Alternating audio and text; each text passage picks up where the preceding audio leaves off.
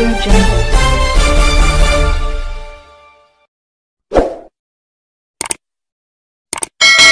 विष प्राशन करून मुलीची आत्महत्या.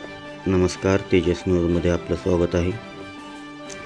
वैराग दिनांक 16/7/2025 रोजी बार्शी तालुक्यातील एका गावामध्ये अल्पवयीन मुलीने विष प्राशन करून आत्महत्या केल्याची घटना घडली आहे. याबाबत वैराग पोलीस ठाण्यामध्ये 16 जुलै रोजी फिर्याद दाखल करण्यात आलेली आहे.